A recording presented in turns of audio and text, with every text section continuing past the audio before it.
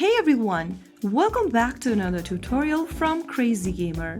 Today in this video, I'm going to show you how to log out of Slotomania. Whether you are switching accounts, sharing your device, or just want to take a break, logging out is simple and keeps your game secure, so let's get started. Launch open Slotomania application on your Android or iOS. From the home page of Slotomania, tap on the three horizontal menu buttons at the top right corner.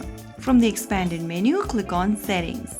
Now on the Settings page, look for the Facebook sign out or any sign out buttons appearing and tap on it, and you have successfully logged out of Slotomania. You'll be signed out immediately. Now your account is safe and you can log back anytime you want. If this tutorial helped you, don't forget to like, share and subscribe for more quick guides and gaming tips.